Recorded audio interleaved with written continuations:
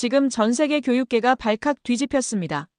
세계적인 명문대와 기업들이 업계 최고의 조건으로 그녀에게 스카우트를 제안했지만 결국 카이스트를 선택했습니다. 한국은 나를 살아 숨쉬게 해줬어요. 태어날 때부터 천재라고 불린 그녀가 왜 작은 아시아 국가를 선택했는지, 도대체 무엇이 그녀를 한국으로 이끌었을까요? 지금부터 대한민국이 만들어낸 기적 같은 이야기가 시작됩니다. 그 전에 대한민국을 자랑스럽게 생각하신다면 좋아요와 구독 한 번씩 부탁드립니다.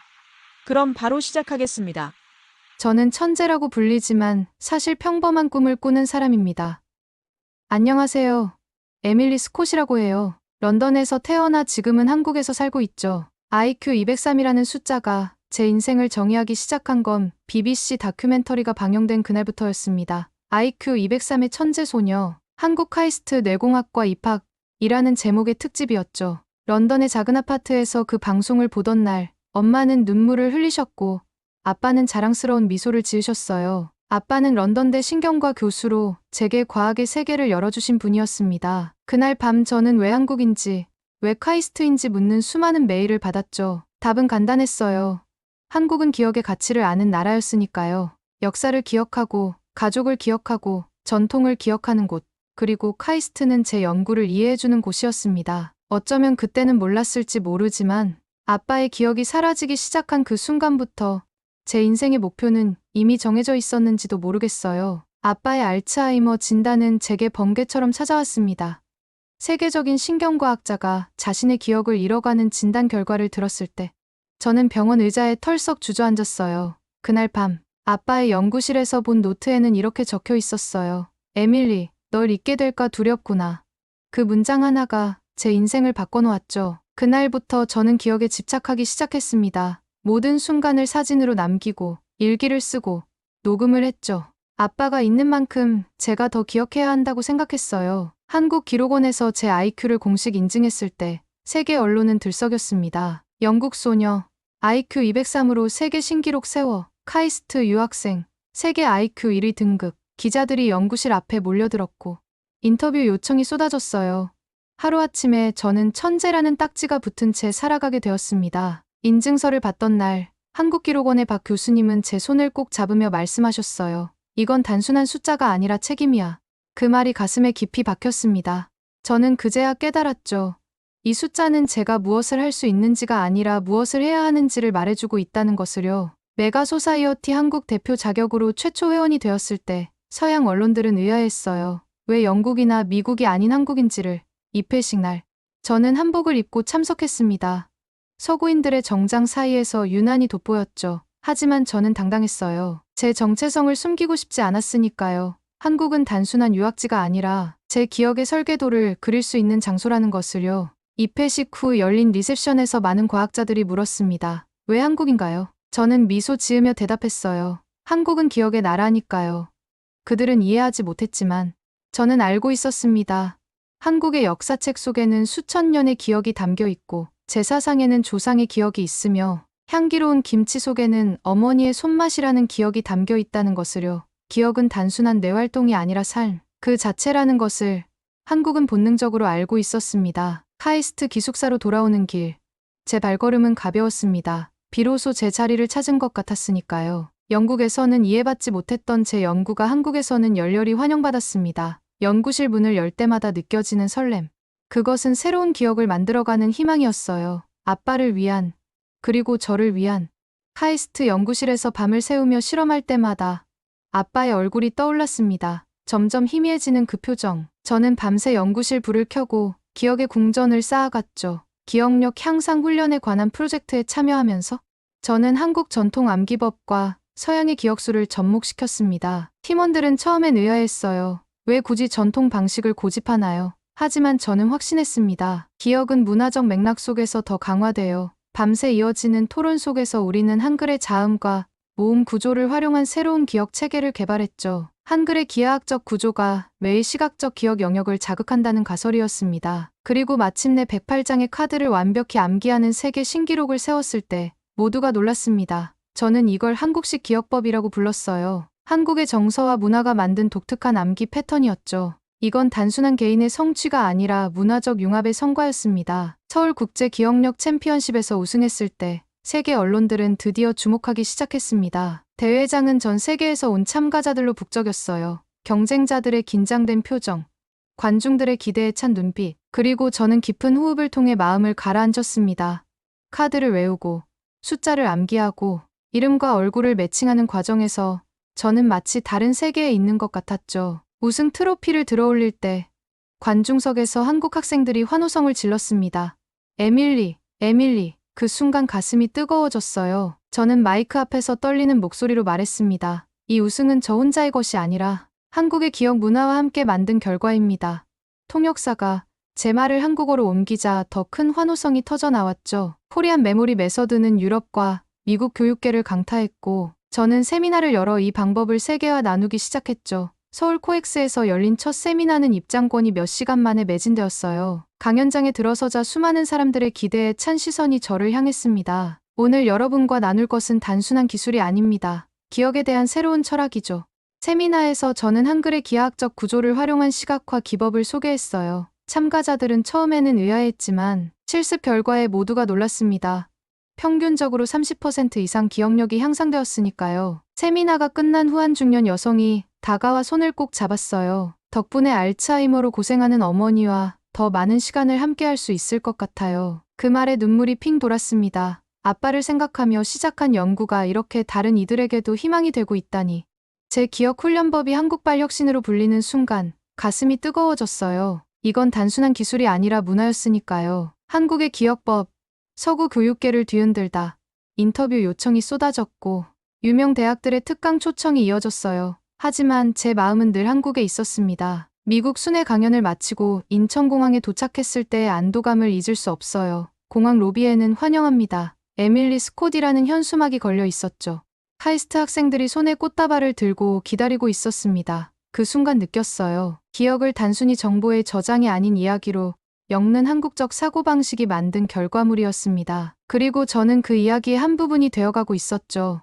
그러나 성공이 커질수록 비판의 목소리도 커졌어요. 영국 언론은 연일 질문을 던졌습니다. 왜 옥스퍼드나 케임브리지가 아닌 한국인가? 왜 세계 최고 IQ 소유자가 작은 아시아 국가를 선택했는가? 아침마다 스마트폰을 열면 새로운 비판 기사들이 눈에 들어왔어요. 가끔은 가슴이 아팠습니다. 그들은 제가 얼마나 깊이 한국을 사랑하게 되었는지 이해하지 못했으니까요. 이메일함은 의문과 비난으로 가득 찼죠. 특히 케임브리지의 한 교수가 보낸 메일은 지금도 생생합니다. 한국, 그 작은 나라에서 무엇을 배우겠다는 거냐? 넌 시간을 낭비하고 있다.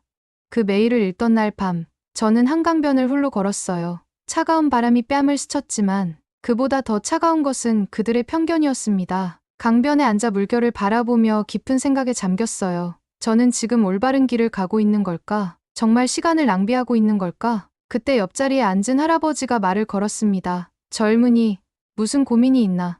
영어로 물으셨지만 억양에서 한국분이라는 걸 알 수 있었어요. 나중에 알고 보니 할아버지는 서울대 은퇴 교수님이셨죠. 저는 할아버지께 제 고민을 털어놓았습니다. 서양의 편견, 그들의 무시, 그리고 제 선택에 대한 의심까지.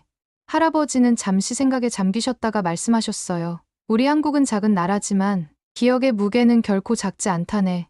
역사의 아픔을 기억하고 그것을 지혜로 승화시켜왔지. 그런 기억의 힘을 알게 된 자네는 이미 많은 것을 배운 거야. 그 말씀이 제 마음에 깊이 새겨졌습니다. 다음 날 BBC와의 인터뷰에서 제가 했던 말이 전 세계로 퍼졌어요. 한국은 기억을 가족, 공동체, 역사와 연결해요. 저는 기억을 단순히 뇌의 기능으로 보고 싶지 않아요. 카메라 앞에서 말할 때 목소리가 떨렸지만 눈빛만은 단호했습니다. 그 말은 제 신념이었으니까요. 인터뷰 영상은 순식간에 퍼졌습니다. 한국의 젊은이들은 소셜미디어에 제 인터뷰를 공유하며 응원의 메시지를 보내주었어요. 우리 문화의 가치를 세계에 알려줘서 고마워요. 당신은 이미 한국인이에요. 그런 메시지들을 볼 때마다 가슴이 뭉클했습니다. 저는 비로소 제가 서 있는 곳이 어디인지 분명히 알게 되었어요. 서구의 과학이 분석하는 기억과 한국이 이해하는 기억은 달랐습니다. 한쪽은 뇌의 기능을, 다른 쪽은 삶의 연결고리를 보고 있었어요. 저는 그 둘을 잇는 다리가 되고 싶었죠. 연구실에서 밤늦게까지 실험을 진행할 때마다 이런 생각이 저를 지탱해 주었습니다. 이건 단순한 과학 연구가 아니라 문화의 다리를 놓는 작업이었으니까요. 저는 케임브리지 교수에게 답장을 보냈습니다. 저는 시간을 낭비하고 있지 않습니다. 오히려 새로운 시간을 만들어가고 있어요. 한국에서 배운 것은 기억이 단순한 뇌의 작용이 아니라 문화적 유산이라는 점입니다. 당신도 언젠가 이곳에 와서 직접 경험해 보시길 바랍니다. 보내고 나서 홀가분한 마음이 들었어요. 더 이상 그들의 인정을 갈구하지 않기로 했으니까요. 편견의 벽을 뛰어넘는 것은 어렵지만 그 너머에는 더 넓은 세계가 있다는 것을 저는 다이어리에 이렇게 적었습니다. 오늘부터 나는 남의 시선이 아닌 내가 믿는 가치를 따라 걸어갈 것이다. 그리고 그 결심은 지금까지 이어지고 있어요. 하버드 교수와의 면담은 제 인생의 전환점이었습니다. 봄학기에 특강을 위해 하버드를 방문했을 때였어요. 강연 후 유명한 신경과학 교수가 개인적인 대화를 청했습니다. 캠퍼스의 오래된 카페에 앉아 우리는 기억에 관한 이야기를 나눴어요. 그의 첫 질문이 지금도 귓가에 맴돕니다. 넌 천재다. 왜 더 큰 연구소로 가지 않나? 커피 잔을 손에 쥐고 잠시 생각에 잠겼어요. 창밖으로는 하버드의 아름다운 캠퍼스가 펼쳐져 있었습니다. 학생들이 분주히 오가는 모습, 역사가 깃든 건물들. 그리고 이곳에서 연구할 수 있는 무한한 가능성. 하지만 제 마음 한 구석에는 대전의 작은 연구실이 더 크게 자리 잡고 있었죠. 그의 질문에 제가 답했던 말을 지금도 기억해요. 저는 기억을 치료하는 의사가 아니라 기억을 설계하는 사람이고 싶어요. 제게 기억은 단순한 신경회로의 집합이 아니라 인간의 영혼이에요. 한국에서 저는 기억을 번역하는 법이 아니라 기억을 창조하는 법을 배우고 있습니다. 그 순간 교수의 눈빛이 변했어요. 처음으로 누군가가 제 말을 진심으로 이해한 것 같았죠. 그는 안경을 벗고 천천히 말했습니다. 아마도 우리가 너에게 배울 것이 있을지도 모르겠구나. 그 말에 가슴이 뭉클했어요.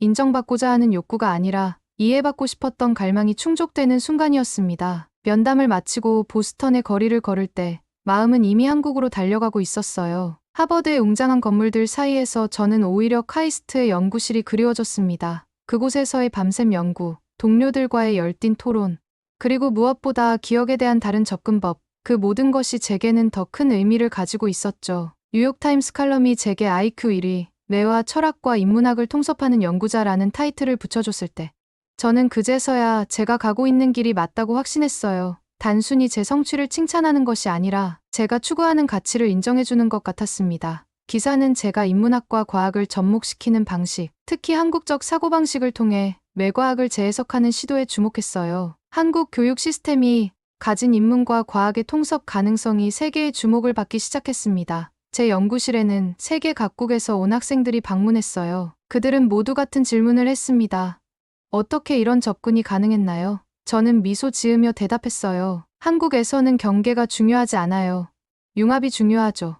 연구실 세미나에서 저는 한국 전통의 명심보감과 현대 신경과학을 접목시킨 연구 결과를 발표했습니다. 명심보감의 가르침이 실제 기억력 향상에 미치는 영향을 뇌 스캔을 통해 입증한 연구였어요. 발표가 끝나자 한 미국 교수가 손을 들고 물었습니다. 고전 텍스트와 뇌과학을 어떻게 연결 지을 생각을 했나요? 저는 잠시 생각에 잠기다가 대답했어요. 제가 한국에 와서 가장 인상 깊었던 것은 지혜라는 것이 책 속에만 있는 것이 아니라 일상에 살아 숨쉬고 있다는 점이었습니다. 한국인들은 수천 년 전의 가르침을 오늘의 삶에 자연스럽게 적용해요. 그래서 저도 고전의 지혜와 현대 과학을 연결하는 것이 전혀 이상하지 않았죠. 세미나실은 잠시 침묵에 빠졌다가 이내 열렬한 박수가 터져나왔습니다. 연구를 진행하면서 저는 점점 더 한국적인 방식으로 생각하게 되었어요.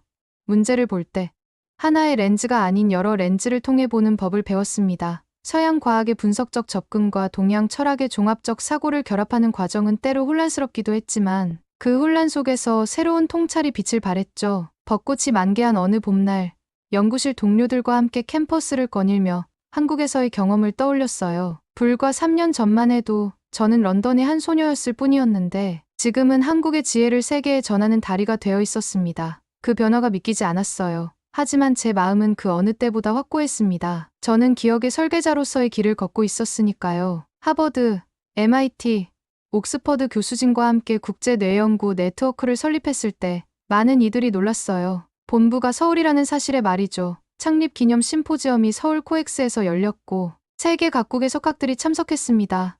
무대에 올라 축사를 할 때 심장이 터질 것 같았어요. 이건 단순한 개인의 성취가 아닌 한국 과학의 세계적 인정이었으니까요. 연설 도중 객석의 표정들이 선명하게 눈에 들어왔습니다. 호기심 어린 시선, 의아해하는 눈빛, 그리고 응원의 미소까지.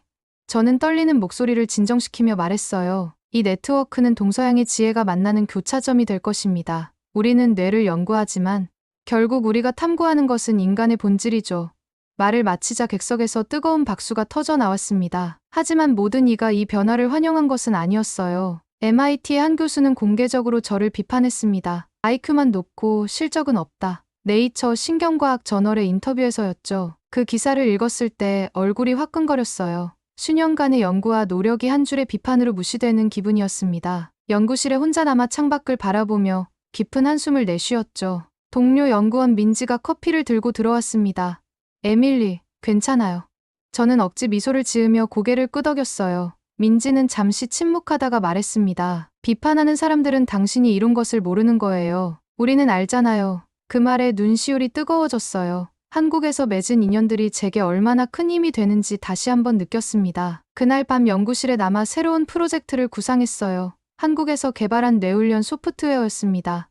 영상과 인지, 훈련을 결합한 앱이었죠. 밤새 코딩하고 알고리즘을 개선하면서 비판의 목소리는 점점 희미해졌어요. 제가 해야 할 일은 비난에 대응하는 것이 아니라 더 나은 연구를 하는 것이었으니까요. 3개월 후 그 소프트웨어로 국제 특허를 등록했습니다. 미국, 유럽, 아시아 전역에서 특허가 인정받았죠. 특허 증서를 받던 날, 한국 특허청 로비에서 기자회견이 열렸어요. 기자들의 질문이 쏟아졌습니다. MIT 교수의 비판에 대해 어떻게 생각하시나요? 저는 미소 지으며 대답했어요. 과학은 말이 아닌 결과로 증명하는 것이라고 생각합니다. 그날 저녁, 특허 증서 사본을 그 MIT 교수에게 보냈어요. 편지에는 이렇게 적었습니다. 당신의 비판 덕분에 더 열심히 연구할 수 있었습니다.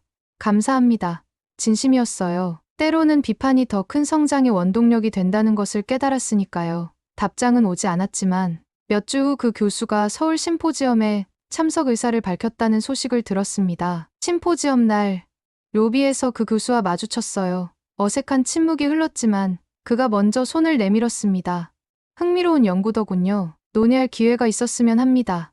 악수하며 눈을 마주쳤을 때 적대감 대신 호기심이 보였어요. 그날 저녁 만찬에서 우리는 오랜 시간 대화를 나눴고 결국 공동 연구 가능성에 대해 이야기하게 되었습니다. 뇌훈련 앱은 출시 첫 달에 100만 다운로드를 기록했어요. 특히 미국과 유럽에서 반응이 뜨거웠습니다. 한국에서 개발된 기술이 글로벌 시장에서 인정받는 순간이었죠. 애플 앱스토어 교육 카테고리 1위에 올랐을 때 연구팀 전체가 한강변에서 작은 파티를 열었어요. 불꽃놀이를 보며 생각했습니다. 아빠가 이 순간을 기억할 수 있다면 얼마나 좋을까. 국제 두뇌 네트워크가 확장되면서 서울은 신경과학 연구의 새로운 중심지로 부상했어요. 세계 각국의 학생들이 한국으로 유학을 오기 시작했고 서울대와 카이스트는 뇌과학 분야 대학 순위에서 급상승했습니다. 이곳에서 저는 단순한 연구자를 넘어 다리 역할을 하고 있었어요. 동서양의 지식을 잇고 과거와 미래를 연결하며 무엇보다 기억의 가치를 세계에 알리는 다리. 그 생각에 가슴이 벅차올랐습니다.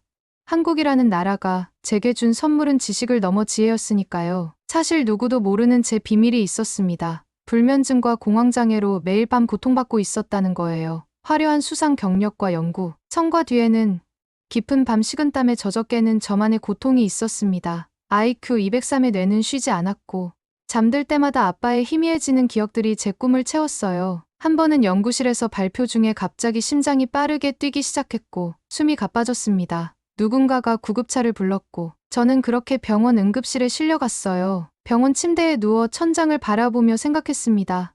이대로 가다간 무너질 거야. 담당 의사는 심각한 표정으로 말했어요. 스콧씨, 이건 단순한 피로가 아니라 몸이 보내는 경고 신호입니다. 그의 말이 가슴을 찔렀어요. 제가 그토록 연구하던 뇌가 이제는 제 자신을 배신하고 있다는 아이러니가 느껴졌습니다. 한국정신건강센터에서 치료를 받기 시작했고 그곳에서 김 교수님을 만났어요. 첫 상담에서 김 교수님은 묻지 않고 들어주었습니다.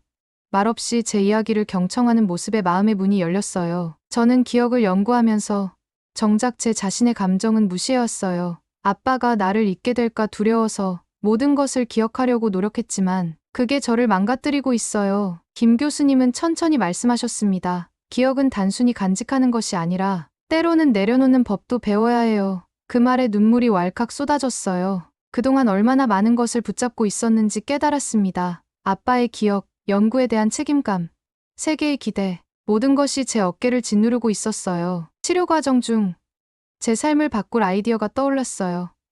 제 뇌스캔 데이터를 공개해 연구에 활용하겠습니다. 김 교수님은 놀란 표정을 지으셨지만 곧 깊이 고개를 끄덕이셨습니다. 자신의 상처를 세상과 나누는 것, 그것이야말로 진정한 치유의 시작일 수 있겠네요. 내 상처를 연구하겠다는 선언과 함께 제 뇌의 데이터는 국제연구팀에 공개되었습니다. 기자회견장은 전 세계 언론으로 가득 찼어요. 저는 지금까지 완벽한 천재의 이미지로 살아왔습니다. 하지만 사실 저도 불안과 두려움을 가진 평범한 사람이에요. 제 뇌 데이터가 다른 이들의 고통을 이해하는 데 도움이 되길 바랍니다.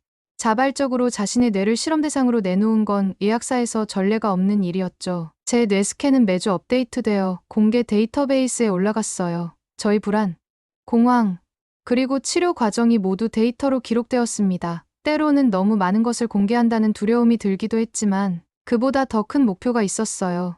고통받는 이들에게 희망을 주는 것. 연구팀은 제 뇌 데이터를 분석하며 흥미로운 패턴을 발견했습니다. 고지능과 불안 사이의 상관관계, 특히 해마와 편도체 사이의 비정상적 연결성이 주목을 받았어요. 국제학술지 표지를 장식한 천재의 뇌와 불안이라는 논문은 의학계의 새로운 지평을 열었습니다. 불안장애에 대한 이해를 넓히고 새로운 치료법 개발의 기반이 되었어요. 논문이 발표된 후 전 세계에서 비슷한 고통을 겪고 있는 고지능 청소년들의 편지가 쏟아졌습니다. 당신 덕분에 나는 혼자가 아니라는 것을 알게 되었어요. 이제 부모님이 내 불안을 이해해주세요. 그런 편지들을 읽을 때마다 가슴이 뜨거워졌어요. 제 상처가 다른 이들의 치유로 이어지고 있다는 사실이 믿기지 않았습니다. 치료를 계속하면서 저는 점점 나아졌어요.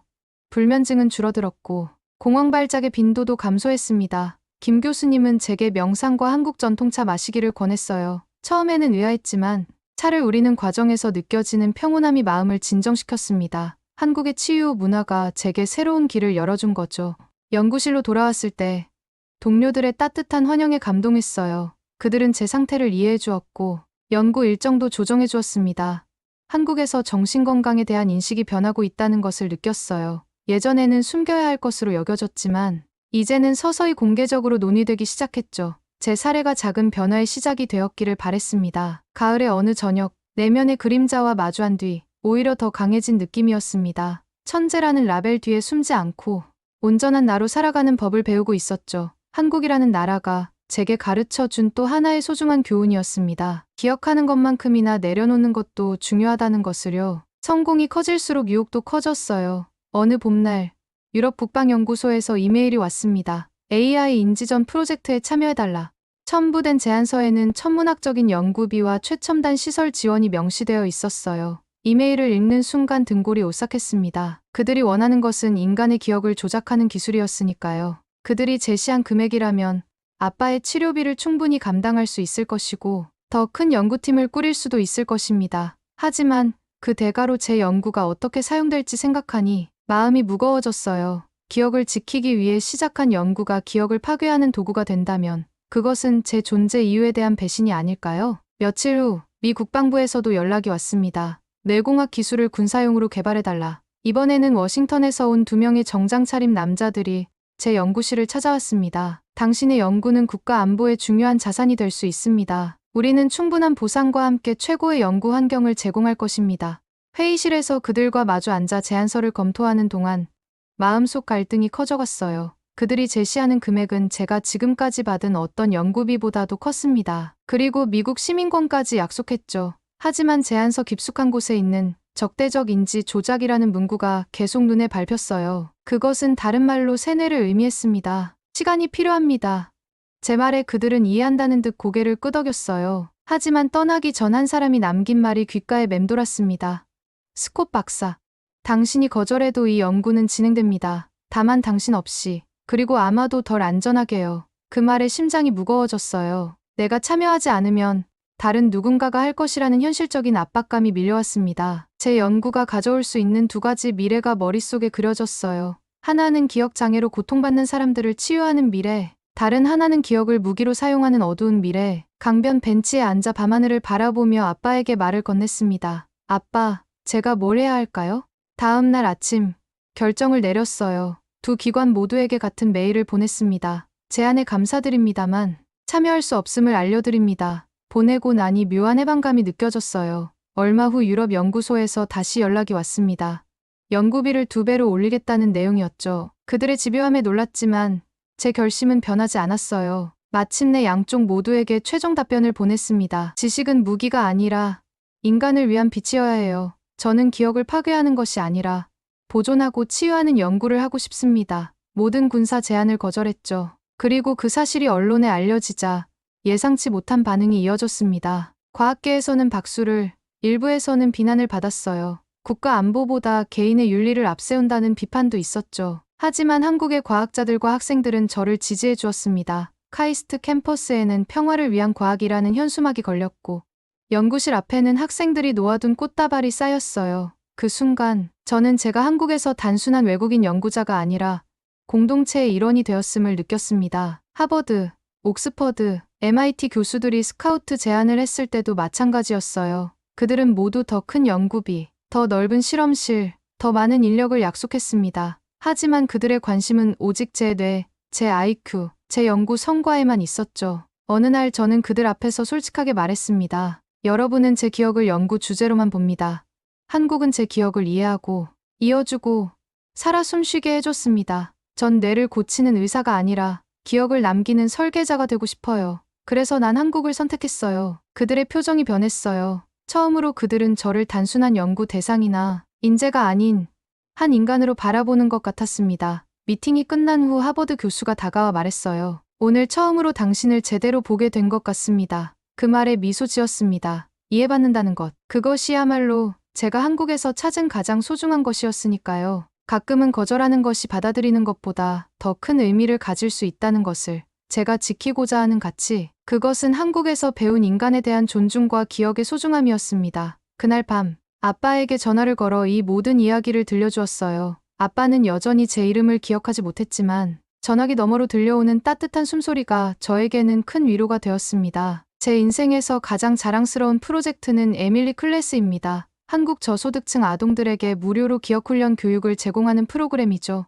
월드클래스 연구자로서 화려한 경력보다 아이들의 눈빛이 반짝이는 순간을 만드는 것이 더 값진 일이라고 느꼈어요. 프로젝트는 서울 외곽의 작은 지역아동센터에서 시작되었습니다. 처음 교실에 들어섰을 때 아이들은 호기심 어린 눈으로 저를 바라봤어요. 진짜 외국인 선생님이다. 텔레비전에서 본 사람이야. 수줍은 속삭임이 들려왔습니다. 저는 긴장한 채 한국어로 인사했어요. 안녕하세요. 에밀리 선생님입니다. 어색한 발음에 아이들이 키득거렸지만 곧 따뜻한 박수가 이어졌죠. 첫 수업은 기억의 지도 그리기였어요. 아이들에게 각자의 소중한 기억을 종이에 그림으로 표현하도록 했습니다. 한 소녀가 그린 할머니와의 추석, 소년이 표현한 첫 자전거 타던 순간. 그 그림들에는 숫자로 측정할 수 없는 소중한 기억들이 담겨 있었습니다. 수업이 끝난 후 한 꼬마가 다가와 물었어요. 선생님은 이렇게 똑똑한데 우리 같이 공부를 못하는 아이들을 가르치나요? 아이의 눈을 바라보며 대답했어요. 너희들은 공부를 못하는 아이들이 아니야. 다른 방식으로 세상을 보는 특별한 아이들이지. 그리고 나는 너희에게서 배우고 있어. 그 말에 아이의 눈이 반짝였습니다. 에밀리 클래스는 입소문을 타고 전국으로 확산되었어요. 주말마다 그 아이들과 함께할 때 저는 진정한 행복을 느꼈습니다. 연구실에서는 찾을 수 없었던 순수한 기쁨이었죠. 아이들은 제게 IQ 203이 아닌 그저 에밀리 선생님이었어요. 그것만으로도 충분했습니다. 프로그램이 확장되면서 서울 시내 중심가의 작은 건물을 임대했어요. 기억의 정원이라 이름 붙인 그곳은 교실이자 놀이터였습니다. 벽면에는 아이들의 그림과 이야기가 가득했고 바닥에는 기억력 게임을 할 수 있는 칸들이 그려져 있었죠. 주말마다 아이들의 웃음소리로 가득 찼어요. 그 소리가 제게는 세상에서 가장 아름다운 음악이었습니다. 한 방송사 인터뷰에서 했던 말처럼 IQ 1위가 아닌 선생님으로 기억되길 원해요. 그게 제 진심이었습니다. SBS 스페셜 다큐멘터리 팀이 에밀리 클래스를 취재했을 때 카메라 앞에서 말했어요. 뇌과학자로서의 발견보다 한 아이의 눈빛이 변하는 순간을 목격하는 게 더 큰 기쁨입니다. 방송 후 많은 사람들이 감동했다는 메시지를 보내주었고 자원봉사자들이 늘어났습니다. 놀라운 일이 일어났어요. 에밀리 클래스에 참여했던 아이들의 학업 성취도가 눈에 띄게 향상된 것입니다. 단순히 암기력이 좋아진 것이 아니라 학습에 대한 태도와 자신감이 변했죠. 교육청에서 공식 데이터를 분석한 결과 참여 학생들의 평균 성적이 30% 이상 상승했다고 발표했어요. 그 결과에 언론의 관심이 집중되었습니다. 글로벌 교육 컨퍼런스에서 에밀리 클래스의 성과를 발표했을 때 청중석에는 세계 각국의 교육 전문가들이 앉아 있었어요. 이 프로그램의 핵심은 기술이 아닌 관계입니다. 아이들이 자신의 기억을 소중히 여기도록 가르치면 그들은 스스로의 가치를 발견해요. 발표가 끝나자 기립박수가 터져 나왔죠. 특히 놀라웠던 것은 옥스퍼드의 한 교수가 BBC 인터뷰에서 나는 그녀의 학생이었다 고 말한 일이었어요. 세계가 놀랐죠. 그는 제 세미나에 참석했던 경험을 이야기하며 한국에서 배운 기억법이 자신의 연구와 삶을 바꿨다고 고백했습니다. 인터뷰에서 그는 이렇게 말했어요. 에밀리 스콧은 단순한 과학자가 아니라 진정한 스승입니다. 그 말에 가슴이 뭉클했습니다. 기억은 사라질지 모르지만 마음에 새겨진 흔적은 영원하다는 것을, 그것이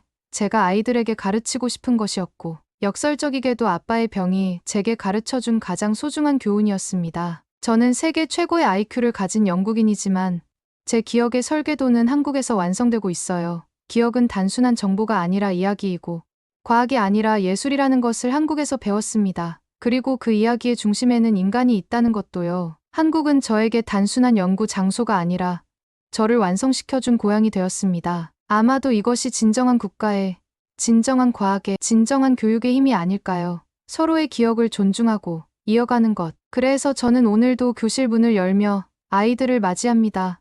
안녕하세요. 에밀리 선생님입니다. 지금까지 에일리 스콧이었습니다. 제 사연을 들어주셔서 감사합니다. 마지막으로 1초밖에 걸리지 않는 구독과 좋아요, 알림 설정은 영상 제작에 큰 힘이 됩니다. 항상 여러분들과 감동적인 사연을 나누고 싶은 감동의 수다입니다. 댓글로 여러분의 생각을 남겨주시고 이 중요한 이야기를 많은 사람들에게 공유해주세요. 오늘도 건강한 하루 보내세요. 감사합니다.